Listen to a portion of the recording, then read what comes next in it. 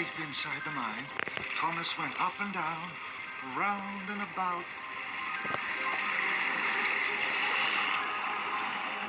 And the water roared around him.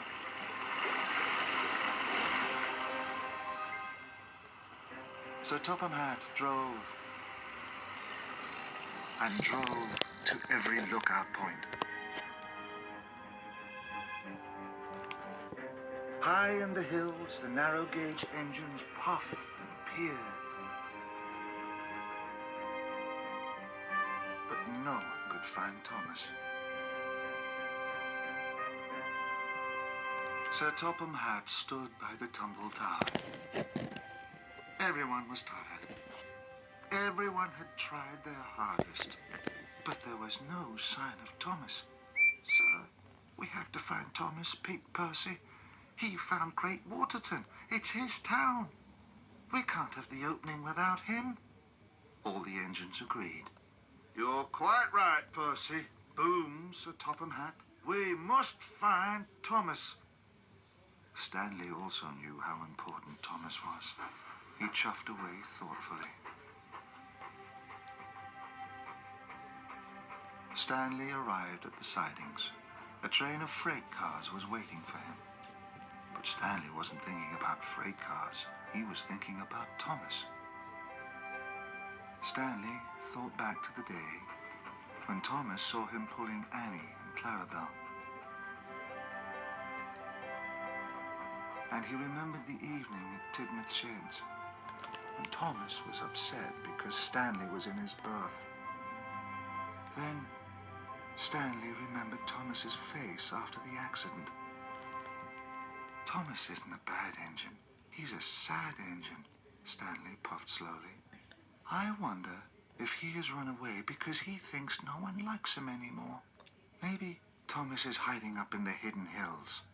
I'll look for him there. I must tell him we all miss him. And Stanley whooshed away to the hills. In the dark tunnel, Thomas was very scared. He was washed and waved forward. His fire had gone out and his boiler was cold. Stanley was high up in the hills. Where are you, Thomas? We miss you, he whistled. But only his echo came back. We miss you. The river was rushing, and Thomas whooshed with it off into the darkness. Suddenly, he crashed through a thick wall of bushes. He flew across a ravine and hit the ground with a bump. Thomas slid down a hill. Trees and rocks were everywhere. Help! Thomas cried. At last, Thomas slithered to a stop at the bottom of the hill. He was stuck. Thomas saw he had landed next to an old track. But how am I going to get onto it? He cried. Thomas could do nothing but wait and hope. Stanley had looked everywhere. He couldn't find Thomas. Soon he would have to go back to work at Great Waterton. Thomas was thinking about Great Waterton. He thought about the tower, and the moment Stanley's freight car smashed into it, and the tower tumbled down. I wish I hadn't made Stanley pull all those freight cars. I didn't like him doing my jobs, and now look where I am. I'm a very silly engine, he puffed sadly. Thomas wished he was back with his friends. Stanley had to get back to Great Waterton. I'll blow my whistle one last time, Stanley wished, and he whistled loud and long. This time, Thomas heard the whistle. It's Stanley, he gasped. With his very last puff and his very last huff, Thomas blew his whistle as loud as he could. Stanley heard Thomas.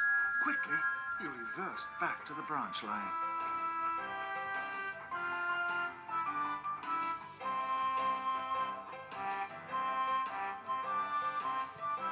Thomas, he whistled happily. Is that you? Thomas had run out of puff. He couldn't whistle again. He could only wait. Then Thomas saw Stanley chuffing around the bend. Stanley, he cried, I'm very happy to see you. Thomas, whistled Stanley, where have you been? Did you run away? No, tooted Thomas sadly. I was trying to be a really useful engine. Then Thomas told Stanley all about his adventure in the mine. Stanley was amazed. Stanley, tooted Thomas, I'm sorry that I was horrible to you. I was wrong, and I was silly to be cross that you were in charge. I want to be your friend. Stanley smiled. Thomas, he wished. We will be friends, and I'll have you back on that track in no time.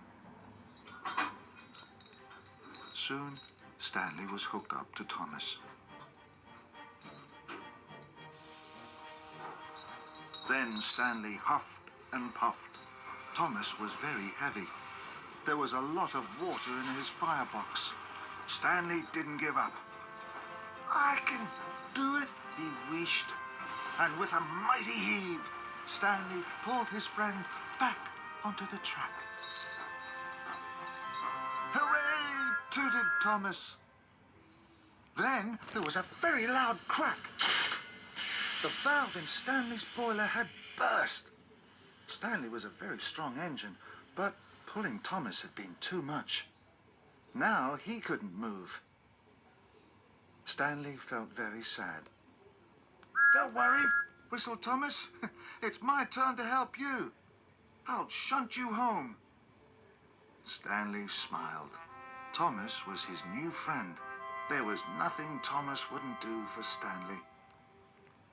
The fireman put Stanley's dry coal into Thomas's firebox. In no time at all, Thomas's boiler was bubbling, and his steam was wheeshing. Here we go, Stanley. Thomas huffed happily. Stanley smiled back. And puff by puff, Thomas shunted Stanley along the track. It was very hard work. Thomas had to puff up hills and huff through bushes. But Thomas didn't mind. He was proud to push his new friend Stanley home.